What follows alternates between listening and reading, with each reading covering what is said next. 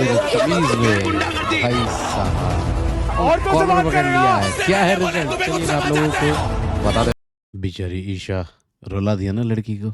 छी, देखो दिख रहा है, कोने में ही दिख रहा है। चलिए बता देता हूँ कि क्या हुआ है, पूरी कहानी कैसे इविक्ट किया गया है और कैसे रजत दलाल और अविनाश ने सारी हदें जो है वो पार कर दी है दिग्विजय को मारने में। देखो बिग बॉस के अंदर हाथापाई हुई है, रिजल्ट उसका जो है वो सलमान खान के सामने है। किस किस को इविक्ट करा जाएगा, कैसे टास्क किया जाएगा, कैसे ट्विस्ट लाया जाएगा, हर एक पहलू के ऊपर पॉसिबल जो है उसके ऊपर बात करेंगे। देखो बिग बॉस के घर के अंदर एक बहुत गंदी वाली फाइट हुई है और ये फाइट हुई है ई फॉर इविल ईशा को लेके। तो इविल ईशा जो है उसने अपना इविलनेस, अपना जो एक डार्क इविल स्पेल जो है वो पूरा घर के अंदर डाला। चुगली चाची वाली जो चीज़ हुई थी, चुगली, चुगलखोर हो आप, चुगलखोर हो, ये उसको रिपोर्टर ने बोला था कि आपकी चुगलखोरी की किस्से जो है वो बाहर आ रहे हैं और ये बात कहीं ना कहीं बाहर आई, बाहर आई होगी, अंदर डिस्कस हुई होगी और बात अब ये आ रही है कि दिग्विजय ने चुगलखोर बोल दिया उसको। तो भाई चुगलखोर को चुगलखोर ना बोले तो क्या बोले? मुझे एक बात बताओ, चुगलखोर जो करता है इंसान, और ईशा की तो यही आई है बाहर डे वन से, उसने बैक पीठ पीछे ही चुगलखोरी ही करी है सबकी। चाहे वो आरफिन और चाहत को रोमांटिकली शिप करना हो, कैरेक्टर असैसिनेट करना हो, क्या वो कभी उसके मुंह पे बोल पाए? ये तो इसको चुगलखोरी बोलते। तो कहीं ना कहीं दिग्विजय ने एक रियलिटी चेक दिया था, तो उसके अंदर हमारे प्यारे मेरी बहन मेरी बहन मेरी बहन मेरी बहन को कुछ बोल दिया, तो मेरी बहन करके वहां पे रजत दलाल चढ़ने के लिए आए। दोनों की एक गुत्थम गुत्थी हो गई।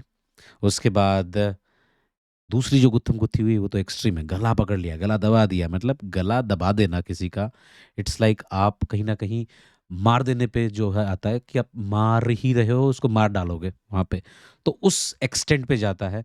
तो अविनाश ने मार ही देगा वैसी वाली चीज करी ऑलमोस्ट, और गला पकड़ लिया, कॉलर नहीं। यहाँ पे बिग बॉस में कॉलर पकड़ने पे भी इविक्ट हुए हैं। तो अब लोगों का ये आ रहा है कि क्या इविक्ट होंगे? होंगे भाई, डेफिनेटली इविक्ट होंगे, है ना। और कैसे करेंगे बिग बॉस, मैं आप लोगों को बता देता हूँ बिग बॉस की पूरी कहानी क्या है, किस तरीके से है। बिग बॉस मोस्ट प्रोबेबली एक टास्क नहीं, मतलब कि जो बिग बॉस के अंदर के घर वाले होंगे उनको सबकी सभा भर सकते हैं, मतलब कि सबको बिठा सकते हैं और सबके सामने टीवी के अंदर, एलसीडी के अंदर बहुत ही मोस्ट रीसेंट वायलेंट केसेस जो होंगे इन दोनों के, अविनाश और रजत दलाल के, वो दिखाए जा सकते हैं। दिखाने के बाद पूरे घर का वोट लिया जा सकता है और वोट के अंदर अविनाश वर्सेस दिग्विजय, दोनों में से किसका जुर्म ज़्यादा, मतलब दोनों ही क्रिमिनल एक्टिविटी कर रहे हैं। ये क्रिमिनल एक्टिविटी ही इसको बोला जाता है जो आप वायलेंस आप करते हो। तो मुझे तो एक्चुअल में दूसरा जो है पहलू देखना था, जब दोनों की एंट्री हुई थी तो ये तो दोनों बोल रहे थे कि भाई हम दूसरा कुछ अपना अलग करतब दिखाने वाले हैं, अलग कलाकारी दिखाएंगे, बट ये तो सेम चीज़ हो रही है जो बाहर होती है। तो अंदर जो है वायलेंस हुआ है, फिजिकल जो है वो हुए है और एक दूसरे को मारने तक आ चुके हैं, है ना। और यहाँ पे दिग्विजय बोल रहा है कि आ गया ना अपनी गुंडागर्दी पे, रजत दलाल को बोला है ये चीज़ अंदर, उस पे जो है बहुत सारी चीज़ हुई है। कहानी में ट्विस्ट ये भी है कि लड़कियां रोक रही है और ई फॉर इविल ईशा जो है वो हंस रही है, इसमें रो भी रही है। और कहीं ना कहीं अगर देखा जाए पूरी कहानी तो यहाँ पे जिस तरीके से लड़ाई हुई है, देखो अगर आप इसको लड़ाई देखने के लिए जाओगे, करणवीर मेहरा जो है वो बचाने के लिए आया है दिग्विजय को, कि दिग्विजय को वो पकड़ रहा है। ये देखो ये सीन के अंदर जहाँ पे रजत दलाल जो है वो बोल रहा है कि भाई मेरे सामने मत आ, और वो उसको दोनों हाथ से ब्लॉक कर रहा है, जैसे रजत ही ब्लॉक करता है वैसे ही ब्लॉक करता है और बीच में घुस गया। देखो तो दोस्तों के दोस्त दोस्ती निभाने के लिए आ ही जाते हैं बीच में, बचाने के लिए, मारने के लिए नहीं। मारने वाले तो भाई जो है वो है। यहाँ पे विवियन भी जो है, विवियन सिर्फ चिल्ला के जो है अपना एग्रेशन बता रहे हैं, चिल्ला के एक वायलेंस कर रहे हैं, अरे औरतों के लिए, औरतों के लिए, औरत। मुझे ये नहीं समझ में आता ये कैसे लोग हैं। ये इनको कॉपी करने के लिए बोला गया था कि सिद्धार्थ शुक्ला की कॉपी कर लेना।